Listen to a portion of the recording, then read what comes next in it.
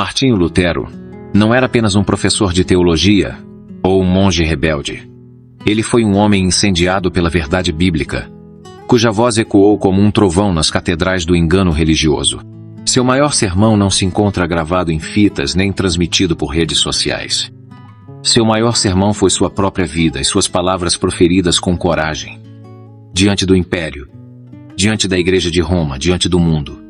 Hoje, você vai ouvir o maior sermão de Martinho Lutero.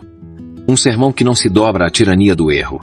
Um sermão que rompe os grilhões da tradição humana e clama: a verdade vos libertará. Respire fundo, porque, quando Lutero falava, até os reis tremiam. Seja este o princípio de tudo. Que a palavra de Deus esteja acima da palavra de homens. Não sou nada. Sou um pecador. Um verme.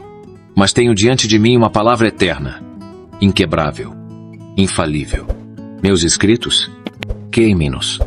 Se quiserem. Meus títulos não me interessam. Mas toquem na escritura. E verão que não cederei nem por uma unha de espaço. Vocês me pedem que eu negue? Que eu retrate minhas palavras? Que eu apague tudo o que escrevi?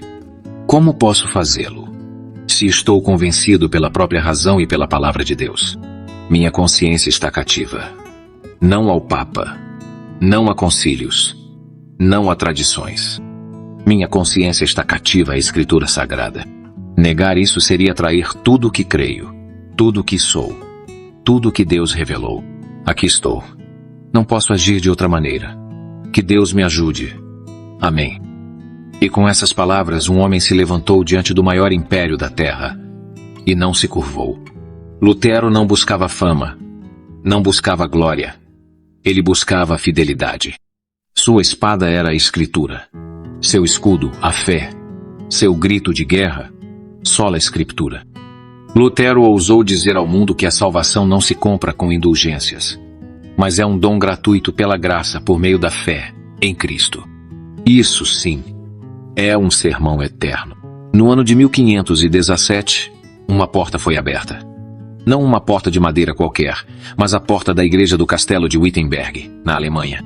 E ali, pregadas com firmeza, estavam as 95 teses que fariam o mundo estremecer. Martinho Lutero, um simples monge agostiniano, ousava confrontar o sistema mais poderoso da época, a Igreja de Roma.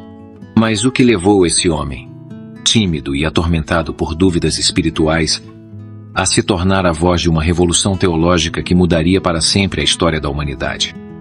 Neste vídeo, você vai conhecer não apenas as palavras de Lutero, mas a essência do maior sermão que ele já pregou, um sermão que não aconteceu num púlpito, mas diante de imperadores e cardeais, sob o peso da ameaça de morte e da excomunhão.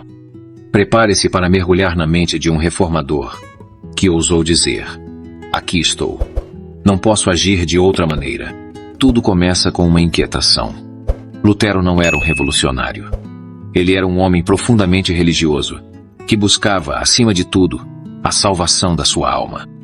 Durante anos, se autoflagelou, se humilhou, confessou pecados por horas, e ainda assim, não encontrava paz.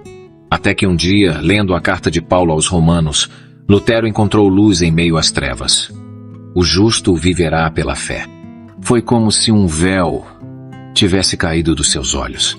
A justiça de Deus, que antes ele temia, agora se tornava sua esperança. Deus não exigia obras para a salvação. Ele oferecia graça, gratuitamente. Isso, para Lutero, era escandaloso e libertador. E foi esse escândalo da graça que o colocou em rota de colisão com um sistema corrompido, onde a salvação era vendida em troca de moedas. As 95 teses foram apenas o início. Lutero não queria destruir a igreja, ele queria purificá-la. Mas ao tocar nas indulgências, ele mexeu com o coração do poder romano. E então vieram os debates, as ameaças, os livros queimados, os chamados para retratação. E finalmente, em 1521, Lutero é convocado à Dieta de Worms, um tribunal imperial, um palco de julgamento onde ele deveria renegar tudo o que escreveu. Diante dele estavam os homens mais poderosos do continente. E ali, naquele ambiente carregado de tensão, se desenrolaria o maior sermão de sua vida. Não havia púlpito, não havia altar, mas havia uma plateia, o Império. Ao ser confrontado com seus escritos e ordenado a se retratar, Lutero pediu um dia para pensar, uma noite em oração, um silêncio carregado. E então, no dia seguinte, ele se levanta, ajusta os óculos, encara o imperador Carlos V e diz: a menos que eu seja convencido pelas escrituras sagradas e pela razão clara, pois não acredito nem no Papa nem nos concílios sozinhos, já que muitas vezes erraram e se contradisseram, minha consciência está cativa à palavra de Deus. Ir contra a consciência não é nem certo nem seguro. Aqui estou. Não posso agir de outra maneira. Que Deus me ajude. Amém. Aquelas palavras não foram apenas uma defesa. Foram um sermão. Um clamor por liberdade espiritual. Um manifesto contra toda forma de tirania religiosa. Um grito que ecoa até hoje. Ninguém tem autoridade acima da palavra de Deus. Lutero não pregava para agradar. Ele pregava para libertar. Seu maior sermão não foi feito com eloquência, mas com coragem. Não com retórica, mas com fé. Ele nos ensinou que a verdadeira pregação não precisa de púlpitos dourados. Precisa de convicção, de escritura, de coragem. O impacto desse sermão foi catastrófico para Roma e libertador para milhões. A partir dali, a reforma se espalhou como fogo. Homens e mulheres começaram a ler a Bíblia por si mesmos. Igrejas se levantaram sobre os pilares do sola Scriptura, sola fide, sola gratia, solus Christus e soli Deo gloria. Lutero abriu as portas para um novo tempo. Um tempo onde o evangelho não estaria mais acorrentado por dogmas humanos. Mas o preço foi alto. Excomunhão, ameaças, perseguição. E mesmo assim, ele permaneceu firme. Porque o maior sermão de Lutero nunca foi sobre ele. Foi sobre Cristo. E talvez essa seja a maior lição para nós hoje. Em um mundo onde a verdade é relativizada, onde a fé é comercializada, e onde muitos púlpitos se curvam ao dinheiro ou à fama, precisamos de Luteros, de vozes que não se vendem, que não se intimidam, que não negociam a verdade. Precisamos voltar ao que é eterno. A palavra, a escritura, o evangelho que salva. E quando você levantar sua voz por isso, lembre-se de Lutero.